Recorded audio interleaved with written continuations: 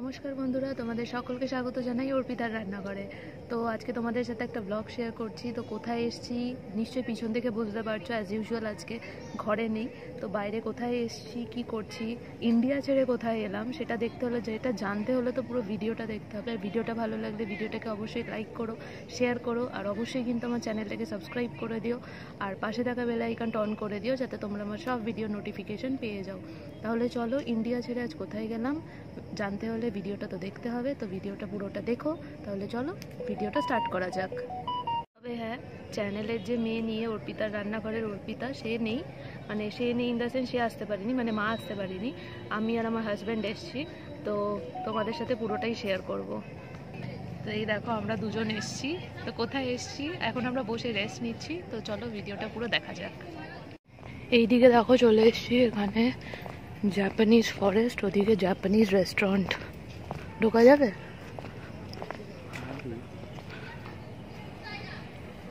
বলো কারণটা বলতে চাই। কারণটা হচ্ছে যে পুরো অন্ধকার আসছে ওই সাইডে যাবো। আসার সঙ্গে সঙ্গে রাইট দিকে টার্ন নিই আর চলতেই থাকে, আর ওখানে প্রচুর কিছু দেখার আছে। আমি যতবার ইকো পার্কে এসেছি বেশিরভাগ সময় রাইটে গেছি। ইভেন আজকেও আমার ওয়াইফ আসার পর বলছে চলো রাইটে যাই। আমার না, চলো লেফটটা একটু এক্সপ্লোর করি। কোনোদিন লেফট এক্সপ্লোরই করা হয় না।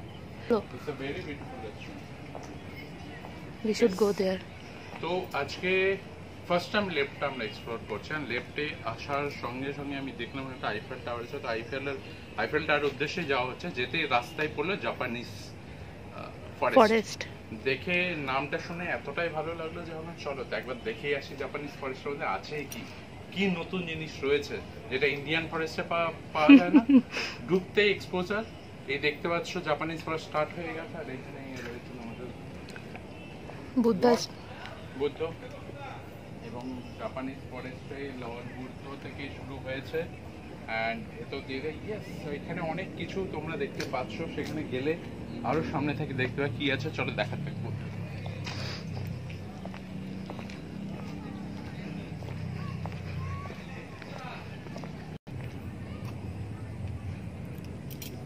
তো জাস্ট বাম দিকে টার্ন নিয়ে দেখলাম একটা সুন্দর গেটের ভেতরে আসতে আমি দেখতে পাচ্ছি চারিদিকে প্রচুর আলো।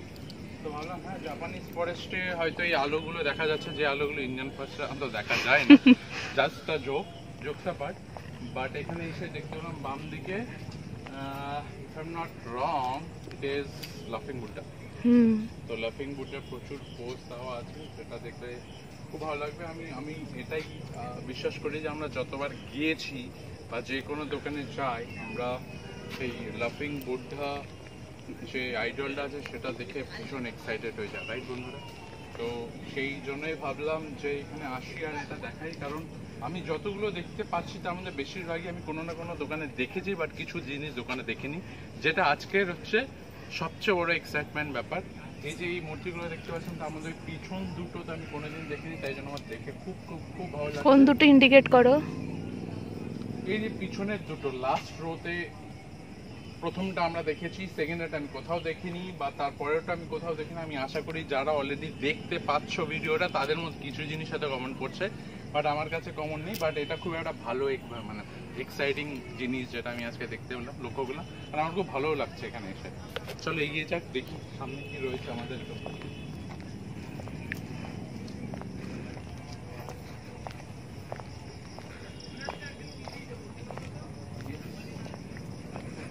আমি আশা করছি এই জিনিসটা, এই জায়গাটা অনেকে এক্সপ্লোর করেনি। দেখতে হচ্ছে এখান থেকে সুন্দর শুরু হয়েছে, সামনে একটা জাপানের ইয়ে টাইপের বানিয়ে রেখেছে। বাট আমরা হয়তো একটু সকালের দিকে আসলে পরে হয়তো আরো সুন্দর সুন্দর জিনিস দেখতে পেতাম।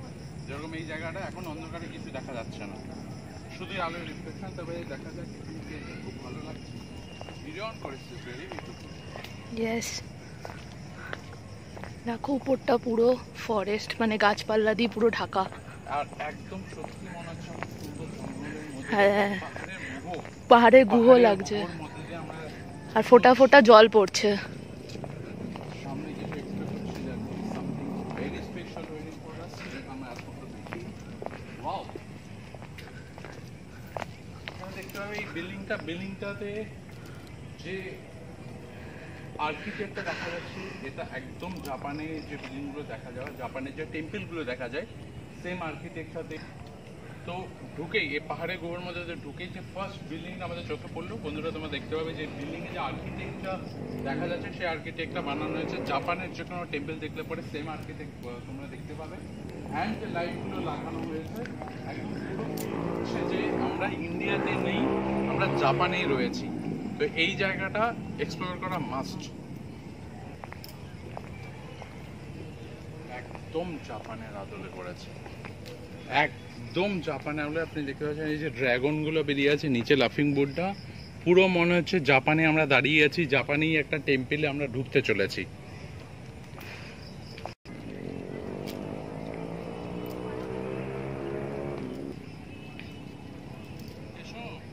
এটা দেখো, येलो बैम्बू सिग्निफिकेंस লেখা।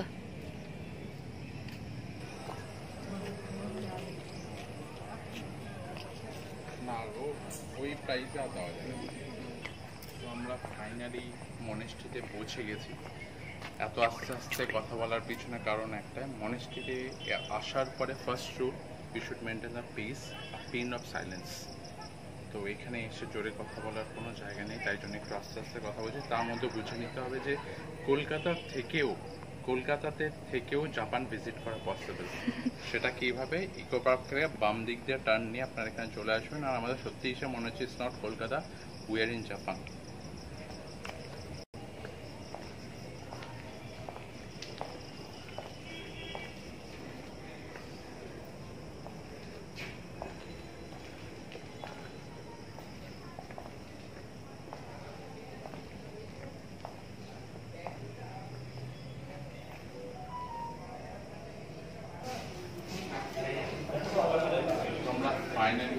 তো ওখানে কি দেখলে এতজন লোক ছিল, বলতে পারলেন? এবার বলো। আমি কি দেখলাম সেটা তো বলতে পারবো না, বাট কি ফিল করছি সেটা বলতে পারবো। আমি গ্যাংটকে, নর্থ সিকিমে গিয়েও মনেস্ট্রিতে গেছি। চলো চলো চলো।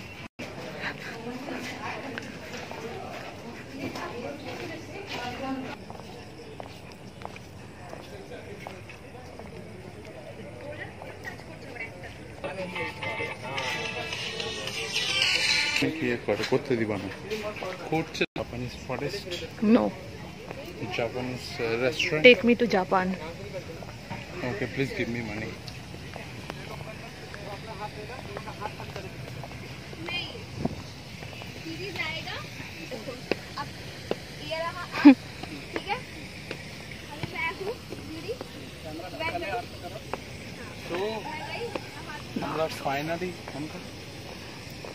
তো আমরা ফাইনালি জাপান ফরেস্টটা ঘোরা কমপ্লিট হলো। মনেস্ট্রিতে গিয়েছিলাম, তো মনেস্ট্রিতে এন্ট্রিটা আমরা দেখাতে পেরেছি, ভেতরটা দেখাতে পারিনি বিকজ ভেতরে camera is not allowed. But still আমরা রেকর্ড করেছি, বাট কথা বলা ওয়াজ নট অ্যালাউড। আচ্ছা, তোমার ওভারঅল এক্সপিরিয়েন্স বলো জাপানিজ ফরেস্টে। ওকে, তো এক্সপিরিয়েন্সটা এরকম যে কলকাতায় থেকে আপনারা যদি জাপান হয় কেমন, জাপানে ফরেস্ট কেমন হয়, বা জাপানে মনেস্ট্রি কেমন হয়, মনেস্ট্রিতে ভেতরে ঢোকার পর কী কী ডেকোরাম মেনটেন করতে হয়, সেটা যদি ফিল করতে চান you must come Eco Park. আর ইকো পার্ক থেকে ডান দিক নয়, বাম দিকে আসবেন, পুরো জাপান ফিল করবেন। কলকাতা থেকেও মনে হবে you are in Japan, enjoying the Japanese. চলো, আমাদের জাপানের দিন শেষ হয়ে গেল, এখন আমরা জাপান থেকে বাড়ি চলে যাচ্ছি ইন্ডিয়ায়। আমি বললাম আমি ইন্ডিয়ায় যাব, বললো ফ্রান্সে যাবে। লেটস সি, ইন্ডিয়ায় যাচ্ছি না ফ্রান্সে যাচ্ছি। এটা এত ভুলভুলাইয়া, দেখো এদিক দিয়ে আমরা বেরোলাম, ভাবলাম ইন্ডিয়া যাচ্ছি না ফ্রান্স, আমরা আবার ব্যাক করে এখানেই চলে আসলাম। মানে এই দিক দিয়েই এক্সিট, যে দিক দিয়ে এন্ট্রান্স সেদিক দিয়েই এক্সিট। আস্তে আস্তে দেখো আমরা জাপান থেকে আস্তে আস্তে ফ্রান্সে যাচ্ছি। তো এটা দেখো কি সুন্দর লাগছে, রাতের বেলায় লাইটগুলো চমকাচ্ছে। আর ওই দেখো আমাদের ফ্রান্স। তো বন্ধুরা, ফাইনালি জাপান থেকে ইন্ডিয়া হয়ে ফ্রান্সের মুখে যেতে চলেছি। দেখতেই পাচ্ছ আইফেল টাওয়ারের একদম সামনে। আই হোপ আইফেল টাওয়ার ফ্রান্সে পৌঁছে সেই ফ্রান্সের উন্মাদনাটা দিতে পারবো। দেখো কি সুন্দর এটা, ক্যামেরায় জানি না কতটা জাস্টিস করতে পারছি ভিডিওর, কিন্তু কি সুন্দর লাগছে। সত্যি আইফেল টাওয়ারের নিচে চলে এলাম কিন্তু ফ্রান্সে। তবে দুঃখের বিষয় এটাই যে রাত হয়ে গেছে, গেট বন্ধ করে দিয়েছে। আমরা আইফেল টাওয়ারের সামনে তো এলাম, দূর থেকেই দেখলাম।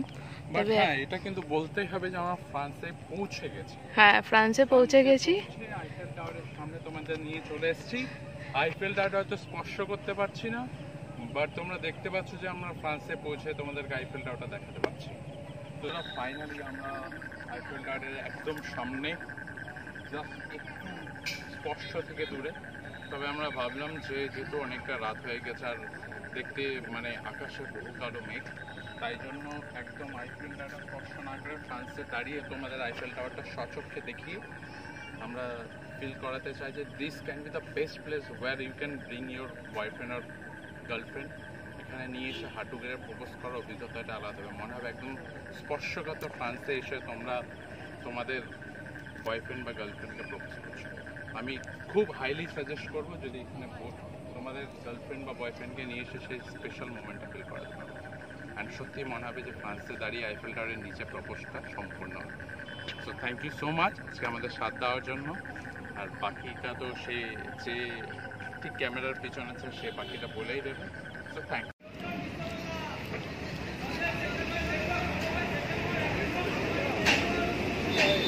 এই যে ক্যামেরার পেছনে যে ছিল সে ক্যামেরার সামনেও চলে এলো।